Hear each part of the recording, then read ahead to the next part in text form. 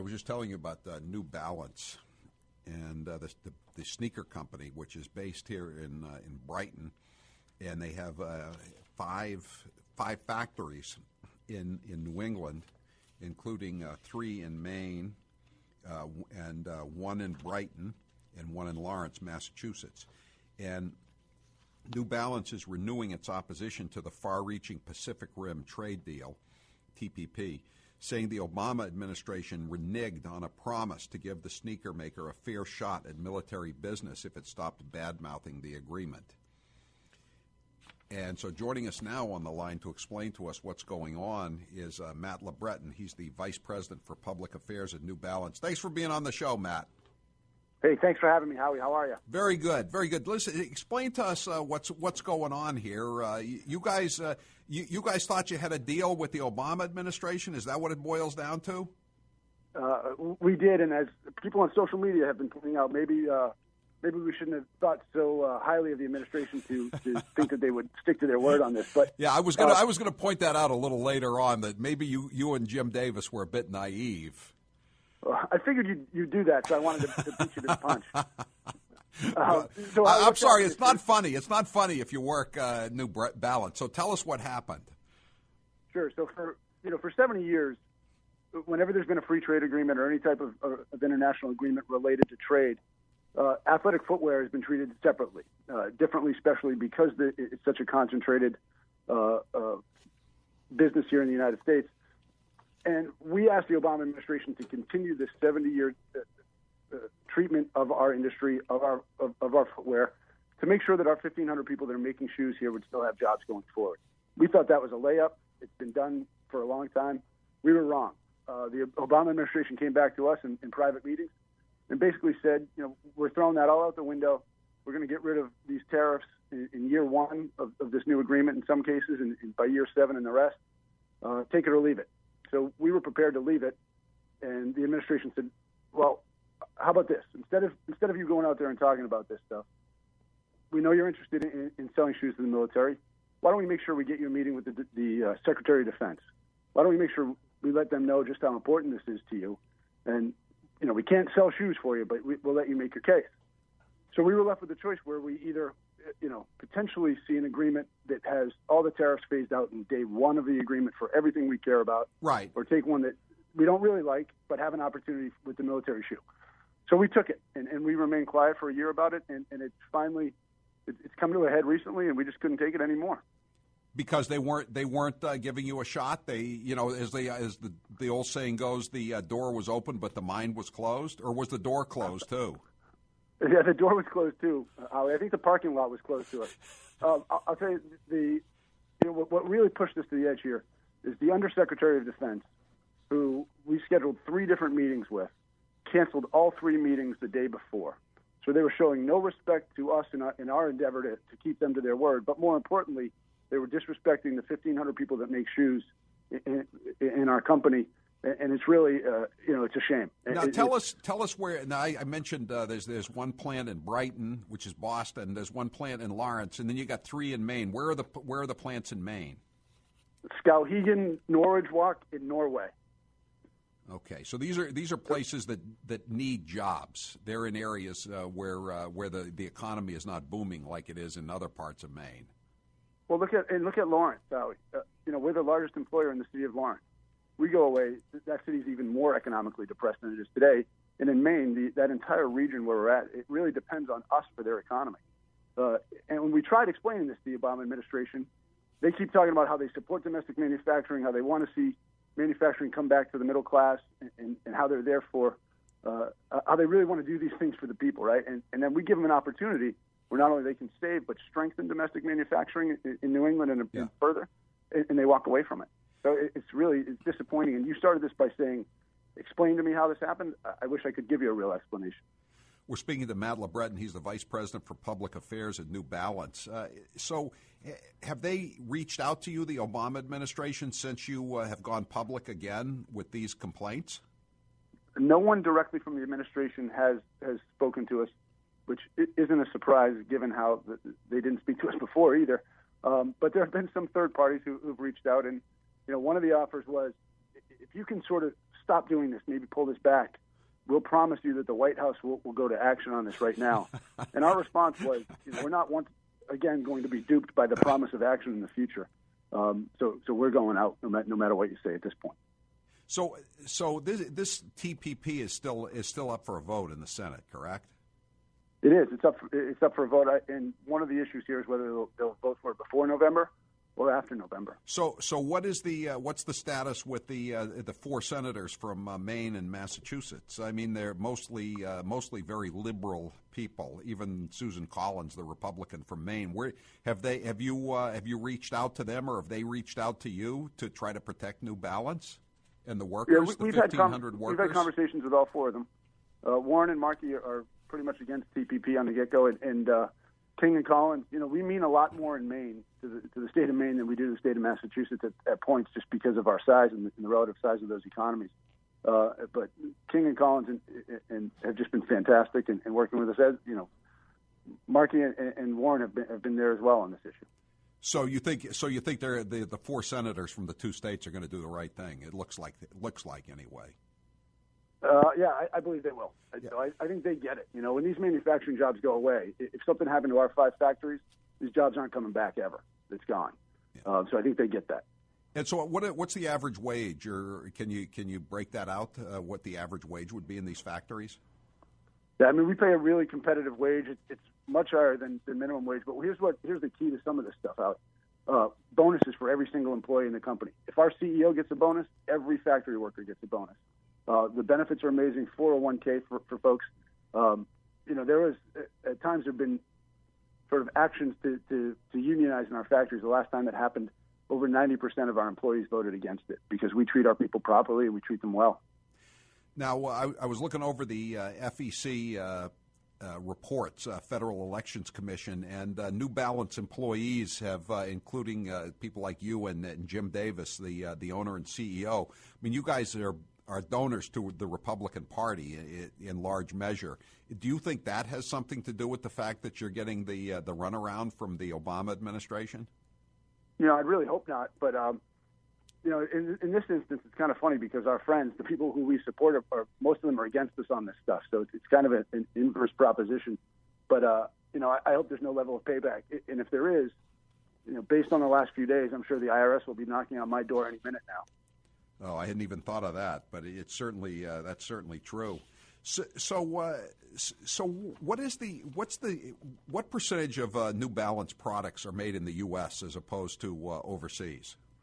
So we make more of our shoes overseas than we do here, but we make a significant amount here. And how we track that, Howie, is not necessarily a percentage of the whole, but of how many people we're employing in our factories.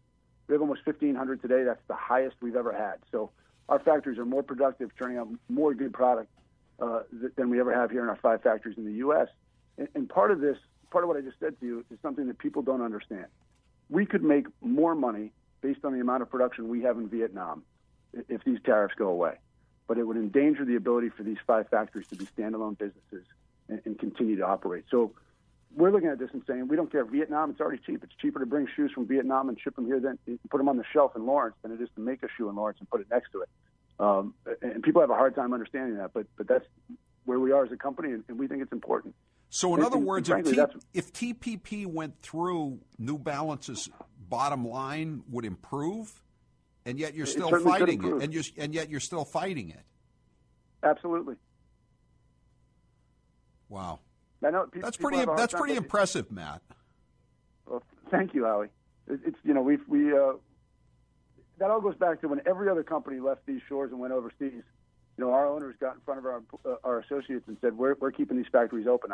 We don't care what it takes," and that's what we've been doing all along. And that's why when you look at this situation with the Department of Defense and them not willing to maybe make a little bit of a sacrifice in comparison to what we've done, and New Balance has done, it's really, really disheartening. This Undersecretary of Defense, when he canceled the 3 meetings that you were supposed to make your pitches in, what excuses did he give you for why he couldn't meet with you? We didn't really get any excuses. Maybe he was doing PT, not in our shoes. I have no idea. They've been disrespectful to us throughout the entire process.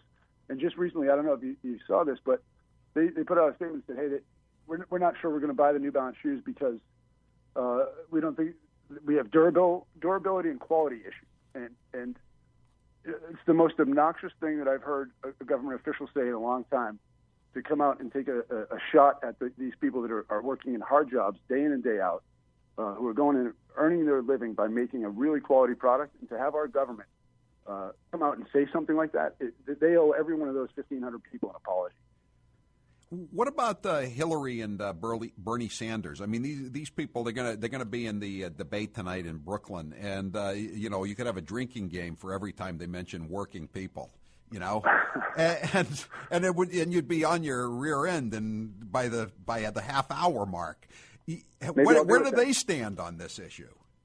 On TPP, to me, this is a fascinating part about this. Donald Trump, Ted Cruz, Bernie Sanders, and Hillary Clinton have all come out and said that there are issues with TPP, and they don't support it as it's written today.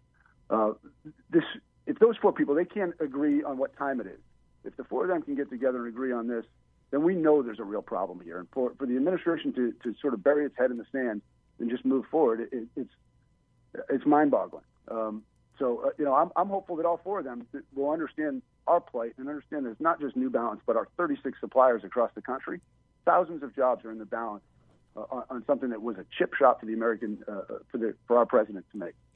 We're speaking to Matt Lebretton. He's the Vice President for Public Affairs of New Balance. They've come out and gone public with the fact that the Obama administration has double-crossed them on a deal to to buy sneakers for the Defense Department, the Pentagon, the military, to keep these factories open. And in return for getting the deal with the Pentagon, New Balance, their part of the deal was to stop criticizing the Trans-Pacific Partnership, which is going to cost tens of thousands, if not hundreds of thousands of American jobs.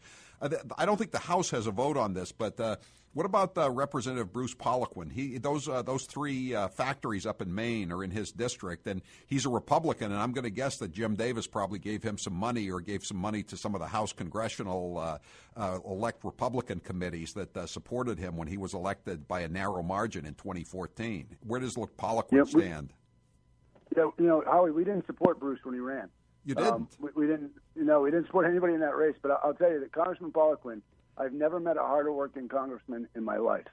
There was a Saturday, I think it was maybe Valentine's Day weekend, a Saturday night, 8 o'clock, and my phone's ringing, and it's Bruce Poliquin saying, "Hey, I just called all 25 members of the Armed Services Committee. Bruce Poliquin, he's like New England's Republican congressman, I think. The he's amazing. He's a credit to the House and a credit to Maine, and we're lucky to have him up there."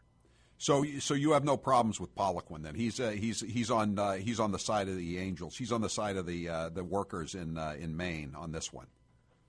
Yeah, and that's the thing. Our issue really, it's not political to the extent Republican, Democrat. This is whether or not you believe that manufacturing jobs matter, right? So people talk all the time about the shrinking middle class. I think you can trace it directly to some of these free trade agreements and the shrinking manufacturing base in this country. We have an opportunity to maybe reverse some of that now or continue down that path. And to me, that's not a political issue. That's more of just a do the right thing issue. And Bruce and so many, and Nikki Songus, those two folks, they've been there. They've been terrific. And Nikki Songus, of course, represents Lawrence. That's in her congressional district. And I guess who has Brighton? Capuano? Has he been helpful to you as well? The entire Massachusetts delegation has been helpful. It's been supportive. Even so, you mentioned already my politics, and that's fine. It's separate from business from personal. But even folks like Richie Neal, who I didn't know, had no knowledge of what he was doing, and he sits on the Ways and Means Committee and reached out to us and said, "I want to help you with this stuff." So on this particular issue, the Massachusetts delegation has been really great. So what can our listeners, especially the ones in Massachusetts and Maine, that's probably like over half of our listeners, right, in those two states, what can they do to help out New Balance? The thing here, social media, to the Pentagon, to the White House, to people, if you have any relationships or family members who served in the military, they understand. They don't, people who enter in the service, they don't want to run in shoes made in China, particularly when everything else they have has been made in the USA. When they understand that, they want to get out there and do this. That's so a law, right? Matt, that's a law, right? It's the law. I'll make it even worse for you, Howie. It's the law, and then the Department of Defense came out and reiterated that they would follow the law 2 years ago, and then they just ignored it. So There's a law on the books. They made a policy and they ignored both of them. So let's hold them accountable and reach out to folks through social media, letters, phone calls. That would be really great. Do you have a website where you explain all this? I know there are a lot of stories out now, but that lays out all the facts in one place. Where should people go? We don't have them, but that's a great idea. Maybe we'll have to look into that right away. Terrific idea. I would.